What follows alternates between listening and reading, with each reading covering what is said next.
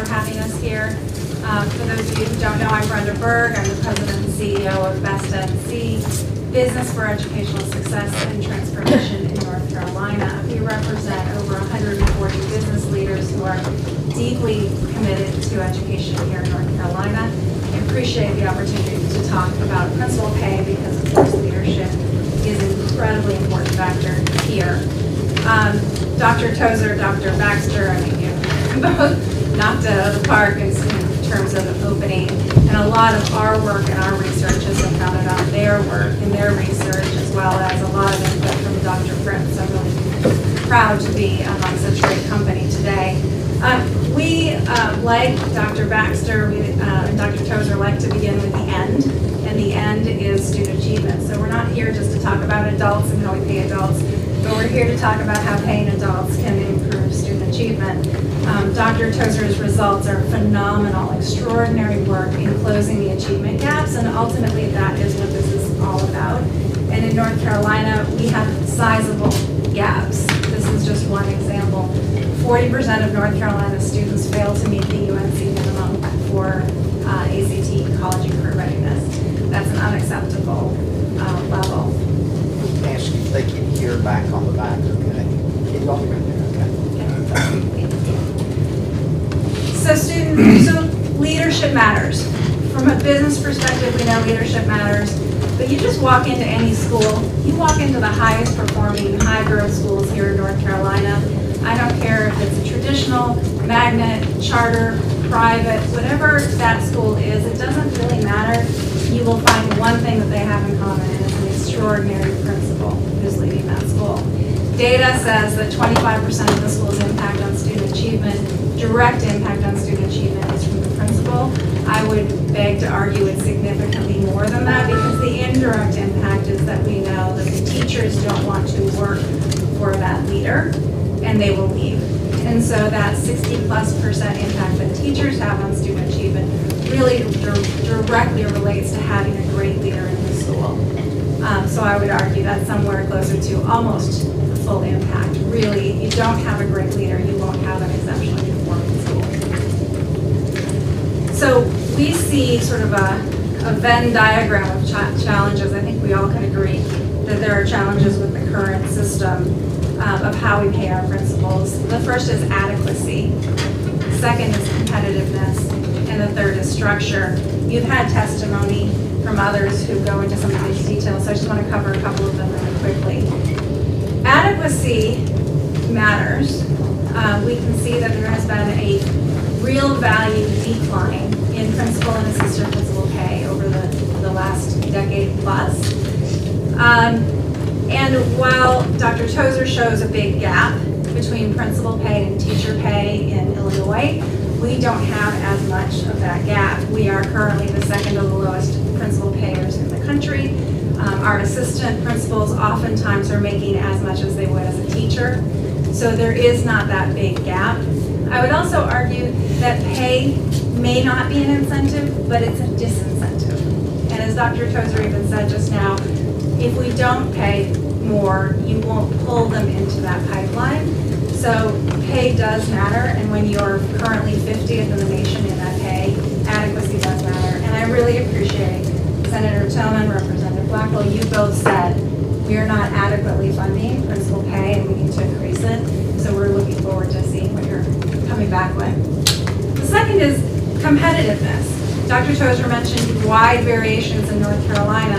And I know this is a really small chart, I'm happy to provide it to you, but these are the wide variations. We have local salary supplements as little as $0, and we have some that are higher than $27,000 on average per principal. And you take Wake County, Franklin County, that are right next to each other. Franklin County has a 20-point higher poverty level. They have more need for great principals, and yet there's a $22,000 pay gap between those two districts. You can compare Charlotte, Mecklenburg, and Cabarrus, which actually have poverty levels that are fairly similar. And again, it's a $14,000 pay gap. So there's a challenge here with competitiveness. And third, the structure of our schedule is providing disincentives where we really need incentives. A good example that concerns me is if you have a great principal in an elementary school, let's say there are 1,000 kids in that school, it's a big elementary school, it's a Title I, lots of bilingual population, and they're knocking it out of the park. They will always get paid more to move to a bigger school, even if that bigger school does not have those challenges. And frankly, even if that principal is not as well suited for that bigger school. So why wouldn't we pay that principal who is doing great things with the students who need it most? Why aren't we paying to keep them where they're needed most? But the current schedule doesn't allow for that. It also, as we know, there are all sorts of incentives to move from school to school given the current schedule. And that's partially why we are 5th worst in the nation in turning over our principals from school, moving from school to school. And that's the average. The average principal is moving every 2.7 to 3.2 years. Now that's the average. You talk about a high challenge school, you're seeing principals turn over every year, every 2 years. Imagine going into that school that has a high need, name the need, and try to transform that in a year or two in a sustainable way so that when you leave, any gains that you had would continue. It doesn't make sense. And our current structure just doesn't support that. So as you look at compensation priorities, I ask that you look at 3 things. One is, how does it affect how you recruit your principals? How does it affect how you incentivize your principals? And how can it increase retention, not just overall retention, not just retention of anyone, but how can it improve how we retain principals where they can have their greatest impact?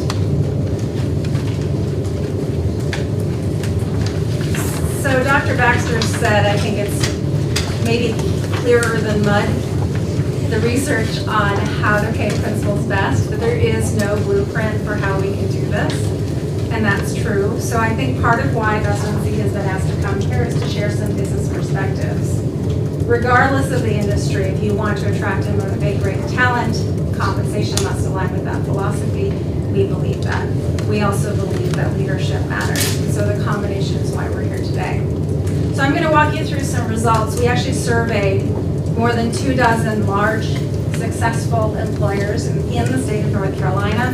The average companies had more than 5,000 employees, and so they looked like the size of a medium-sized district, medium-sized district here in North Carolina. And we asked them to think about their executives who have 50 to 200 employees in their responsibility, maybe have a budget of $5 to $20 million. Think about those employees. They're not necessarily the CEO, right? But what is their executive position? They typically refer to them as senior vice presidents or directors in their organization. And we ask them to think about how they compensate those high-level executives. And here's what came back. It's basically what you would expect, right? Everyone gets a base salary of some sort. Almost every single employer reported a performance opportunity on top of that. That's not guaranteed. That is tied to performance. And then benefits varied, health insurance, retirement, other. Dr. Baxter referred to autonomy. There are all sorts of benefits that you can put into a package beyond that. What I found interesting is when we asked them, who decides, right? We had the superintendents testify the other day, and they said, this is difficult. How are we going to decide? Well, it's not one person deciding. Within a large organization, the person who decides compensation is usually that person's boss. So in the case of a principal, it would be the superintendent. But they decide it within the parameters of what the Human Resource Office would determine, or a compensation committee if there were a board. So it's not something that's done willy-nilly, it's not something that's done just by one person, but it's done in combination. So what we found is that in the comment section under the combination, it was typically your direct report and then within parameters.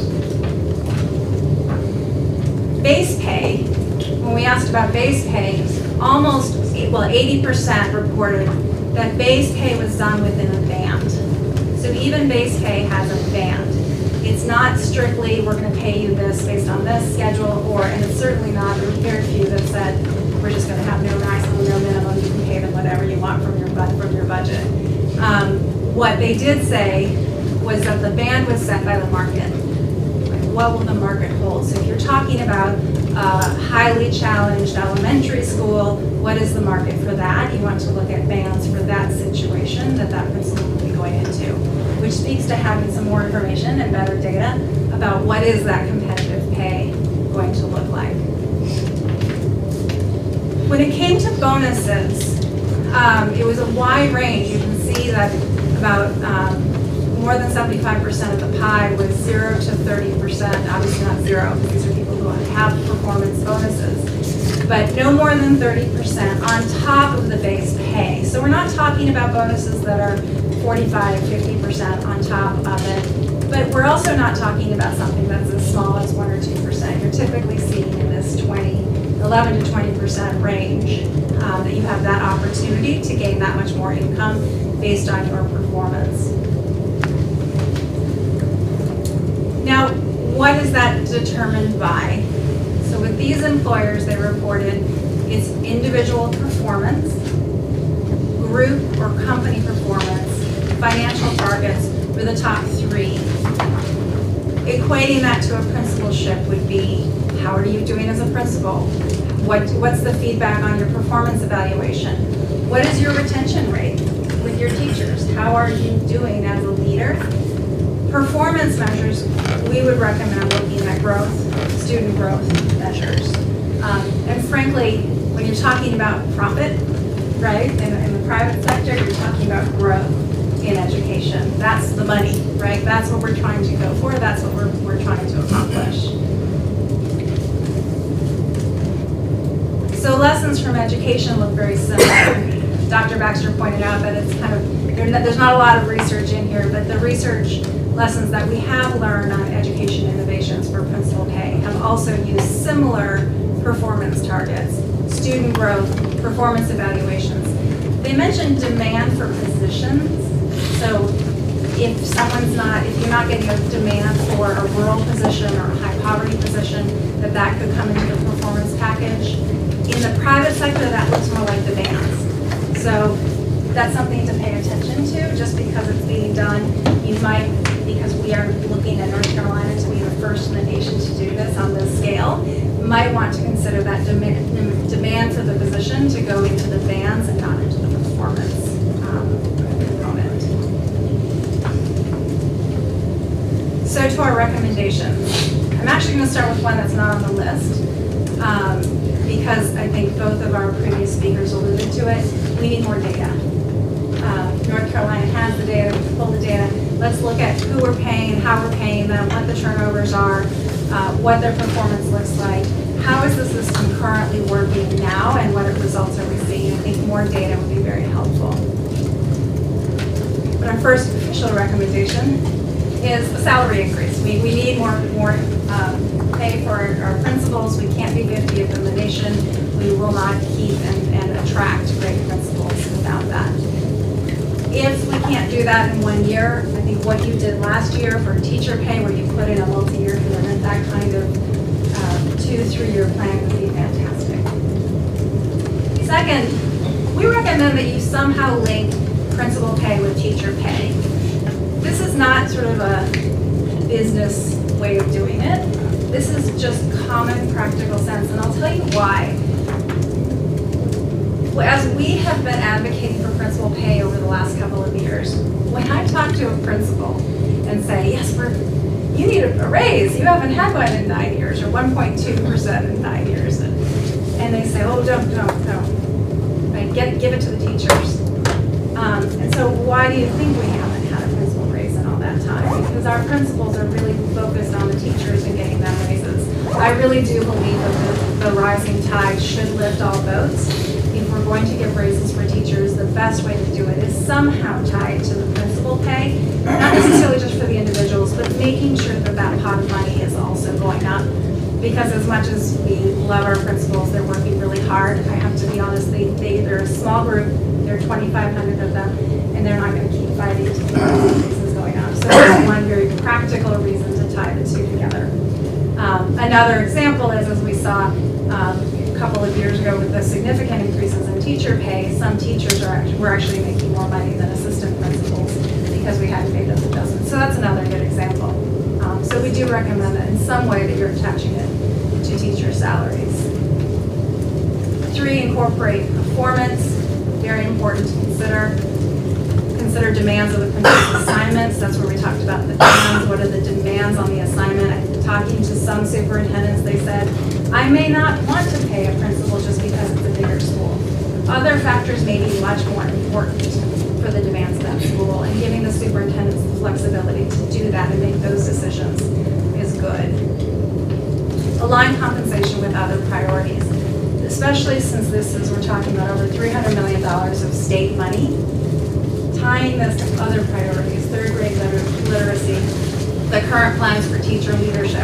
What a great connection between the teacher leadership pipeline and the principal pipeline. So tying this in some way to other priorities, this is a great opportunity to do that. And last, again, because this is state money, and you have an opportunity to provide guidance, those recommendations number 3, 4, and 5, putting in place guardrails so that the districts both have the inspiration but also the requirement